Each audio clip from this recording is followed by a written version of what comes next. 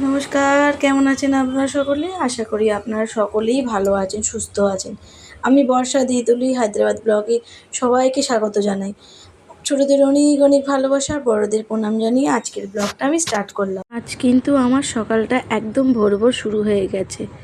আর সত্যি বলতে এই মাসটা হায়দ্রাবাদের ওয়েদারটা যে কি ভীষণ সুন্দর তার কি বলবো। বিশেষ করে সকালবেলাটা উঠে একদম ঠান্ডা ঠান্ডা একটা আমেজ থাকে। চারপাশে এত মনোরম লাগে যে মনটা ভালো হয়ে যায়। এই সুন্দর ঠান্ডা ভোরের হাওয়া গায়ে মেখে দিনটা শুরু করার আনন্দই আলাদা। হায়দ্রাবাদে এই মিষ্টি আবহাওয়া উপভোগ করতে করতে সকাল সকাল ঘরের সব কাজকর্ম একদম সেরে ফেললাম। আর আজ আরও একটা আনন্দের বিষয় হলো, আজ ঋদ্ধিমানের স্কুলটা ছুটি আছে। তাই সকাল সকাল কোনো তাড়াহুড়ো বা দৌড়াদৌড়ি ছিল না। শান্তিমতো সব কাজ সেরে স্নান করে চলে এলাম পুজোর ঘরে। আজকের দিনটা কিন্তু অত্যন্ত শুভ ও বিশেষ। আজ হচ্ছে উল্টো রথ। রথযাত্রার দিন প্রভু জগন্নাথ বোন সুভদ্রা আর ভাই বলরামকে নিয়ে মাসির বাড়ি যান। আর আজ তাদের নিয়ে ধামে অর্থাৎ শ্রীমন্দিরে ফিরে আসার শুভ দিন। তাই হায়দ্রাবাদে এই সুন্দর সকালে পুজো ঘরে বসে পরম করুণাময় প্রভু জগন্নাথের চরণে ধূপ প্রদীপ জেলে পুজো দিলাম। মনে মনে শুধু একটাই প্রার্থনা, প্রভু যেন সবার মঙ্গল করে, সবাইকে সুখে ও শান্তিতে রাখে। আমাদের সনাতন সংস্কৃতির প্রভু জগন্নাথের এই রথযাত্রা এবং উল্টো রথযাত্রার গুরুত্ব অপরিসীম। জগন্নাথ দেব হলেন ভক্তের ভগবান। তিনি শুধু মন্দিরে রত্নবেদিতে বন্দী থাকেন না, বছরের শেষে তিনি নিজে বাইরে বের হয়ে আসেন সবাইকে দর্শন দিতে। কিন্তু আপনারা কি জানেন, এই উল্টো রথে প্রভু ঘরে ফেরার আনন্দের পেছনে লুকিয়ে আছে এক চমৎকার মিষ্টি গল্প। প্রভু জগন্নাথ ও দেবী লক্ষ্মীর মান অভিমানের গল্প। গল্পটা কিন্তু ভীষণ মজার। রথযাত্রার দিন প্রভু জগন্নাথ যখন ভাই বলরাম আর বোন সুভদ্রাকে নিয়ে মাসির বাড়ি যান, তখন তিনি দেবী লক্ষ্মীকে সাথে নেননি। দেবী লক্ষ্মী শ্রীমন্দিরে একাই রয়ে যান। স্বাভাবিকভাবেই তার খুব রাগ হয়। তাই আজ উল্টো রথ। গল্পটা কিন্তু ভীষণ মজার। রথযাত্রার দিন প্রভু জগন্নাথ যখন ভাই বলরাম আর বোন সুভদ্রাকে নিয়ে মাসির বাড়ি যান, তখন তিনি দেবী লক্ষ্মীকে সাথে নেননি। দেবী লক্ষ্মী শ্রীমন্দিরে একাই রয়ে যান। স্বাভাবিকভাবেই তার খুব রাগ হয়। তাই আজ উল্টো রথে যখন প্রভু জগন্নাথ শ্রীমন্দিরের দ্বারে এসে পৌঁছান, তখন দেবী লক্ষ্মী তো রেগে মন্দিরের মূল দরজাই বন্ধ করে দেন। তিনি সাফ জানিয়ে দেন, আমাকে ফেলে যাওয়া হয়েছিল, তাই আজ মন্দিরে ঢুকতে দেব না। ভাবুন তো একবার, যিনি জগতের পতি, তিনি আজ নিজের স্ত্রীর রাগের সামনে একদম নিরুপায়। প্রভু যখন দরজার বাইরে দাঁড়িয়ে দেবী লক্ষ্মীকে নানাভাবে বোঝানোর চেষ্টা করেন, অবশেষে প্রভু জগন্নাথ দেবী লক্ষ্মীর রাগ ভাঙাতে একটি বিশেষ মিষ্টির উপহার দেন। আর সেটি হলো আমাদের প্রিয় রসগোল্লা। নিজে হাতে দেবী লক্ষ্মীকে রসগোল্লা খাইয়ে তার মান ভাঙান। রসগোল্লার মিষ্টি স্বাদে দেবী লক্ষ্মীর সব রাগ গলে জল হয়ে যায়। তিনি দরজা খুলে দেন আর প্রভু আবার রত্নবেদিতে বিরাজ করেন।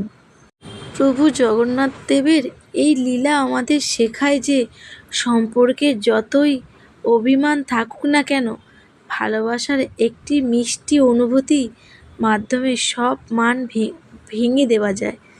আজকের এই শুভ উল্টো রথে দিনে জগন্নাথ দেবের কাছে প্রার্থনা করি আপনাদের সবার সংসার যেন সুখে সমৃদ্ধি ও রসগোল্লার মতন মিষ্টি ভালোবাসায় ভরে উঠুক।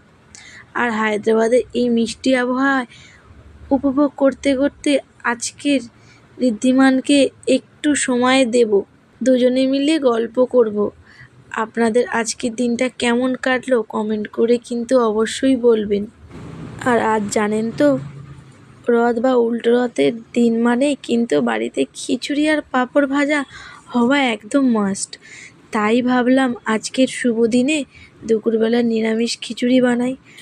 যেমন ভাবা তেমন কাজ, সুন্দর করে গরম গরম নিরামিষ খিচুড়ি আর তার সাথে মচমচে পাঁপড় ভাজা বানিয়ে ফেললাম।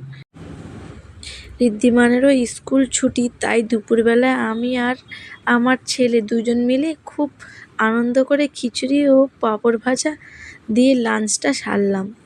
সত্যি বলছি, এরকম দিনে গরম খিচুড়ি স্বাদই আলাদা লাগে। আর জানেন তো আজকে সকালের দিকে রোদটাও বেশ সুন্দর ও কড়া ছিল, তাই ভাবলাম এই সুযোগটা কাজে লাগাই। ঘরের তোশকটা বের করে বেশ কিছুক্ষণ কড়া রোদে দিয়ে দিলাম। রোদ খাইয়ে তোশকটাকে আবার ঘরে নিয়ে এলাম। দুপুরবেলায় আমাদের খাওয়া দাওয়া শেষ হতেই তোশকটা বিছনায় পেতে সুন্দর করে বিছনাটা গুছিয়ে একদম ঝকঝকে করে নিলাম। পরিষ্কার পরিচ্ছন্ন ঘরে একটু বসলে মনটা শান্ত হয়ে যায়। তারপরে ঋদ্ধিমানকে ঘুম পাড়িয়ে দিয়েছিলাম। বেশ কিছুক্ষণ ঘুমিয়ে উঠে ও আবার তৈরি হয়ে গেল। তারপর ওকে টিউশনে দিয়ে এলাম। ঋদ্ধিমানকে টিউশনে যাওয়ার পর আমি আর বসে না থেকে বিকেলে যেটুকু কাজকর্মগুলো থাকে সেগুলো একে একে সব সেরে ফেললাম। আর ঋদ্ধিমানকে টিউশনে দিয়ে বাড়ি ফেরার পথে আজ একটু টাটকা সবজি বাজারও সেরে নিলাম।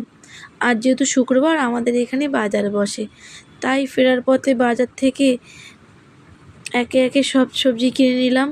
রান্নার জন্য একদম টাটকা সবজি পেয়ে মনটা বেশ খুশি হয়ে গেল। বাড়ি ফিরে একদম দেরি না করে আগে বাজার থেকে আনা সবজিগুলো সুন্দর করে ধুয়ে মুছে ফ্রিজে গুছিয়ে তুলে রাখলাম। রান্নার জিনিস গুছিয়ে রাখলে অর্ধেক দুশ্চিন্তা মিটে। ফ্রিজে সবজিগুলো গোছানোর পর এলো সন্ধ্যার সময়। আজ সন্ধ্যাটা আমি খুব সুন্দরভাবে কাটিয়েছি। আপনারা তো জানেন আমি প্রায় দিনই ঘরে একটু ধুনো দিতে খুব পছন্দ করি, তাই হাত মুখ ধুয়ে ঠাকুরের আসনে প্রদীপ ও ধূপ জ্বালানোর সাথে সাথে পুরো ঘরে ধুনো দিলাম। ধুনোর সেই পবিত্র সুগন্ধে আর ধোঁয়ায় যখন পুরো ঘরটা ছড়িয়ে পড়ল, মনে হলো যেন এক স্বর্গীয় শান্তির মনটা ভরে উঠল। সব মিলে আজকের দিনটা হায়দ্রাবাদের ঠান্ডায় ভোর থেকে শুরু করে সকালে পুজো দেওয়া, গরম খিচুড়ি পাঁপড় ভাজা খাওয়া, ঋদ্ধিমানকে টিউশনে দিয়ে আসার পথে বাজার করা, ফ্রিজে সবজি গোছানো আর সন্ধ্যার এই ধুনোর পবিত্র আমেজ, মনটা একদম আনন্দে ভরে গেল। আপনাদের আজকের দিনটা কেমন কাটলো, সন্ধ্যাটা কীভাবে কাটালেন কমেন্ট করে কিন্তু জানাতে একদম ভুলবেন না। সন্ধ্যা দিয়ে পুজো আচার আর ঘরের ধুনো দেওয়ার পর আমি রেডি হয়ে বেরিয়ে পড়লাম ঋদ্ধিমানকে টিউশন থেকে নিয়ে আসার জন্য। টিউশন থেকে ওকে নিয়ে বাড়ি ফেরার পথে ভাবলাম সন্ধ্যাটা যখন এত সুন্দর তখন একটু মিষ্টি মুখ বা চটপটে কিছু না খেলে কি চলে। তাই মা আর ছেলে মিলে রাস্তায় দাঁড়িয়ে একদম ঋদ্ধিমানও খুব আনন্দ করে ফুচকা খেলো। আর ওর মুখের ওই হাসিটা দেখে আমার সারাদিনের সব ক্লান্তি যেন এক নিমিষে দূর হয়ে গেল। এরপর দুজনে গল্প করতে করতে দুজনে বাড়িতে ফিরে এলাম। আজকের এই পুরো দিনটি এবং আমার ব্লগটি আপনাদের কেমন লাগলো কমেন্ট করে কিন্তু অবশ্যই জানাবেন। যদি ভালো লেগে থাকে তবে ভিডিওটি লাইক ও শেয়ার করতে একদম ভুলবেন না। আপনারা সবাই খুব ভালো থাকবেন, সুস্থ থাকবেন আর সবাইকে ভালো রাখবেন। আজকের মতন আসি, আবার নতুন গল্পের সাথে আবার দেখা হবে। জয় জগন্নাথ।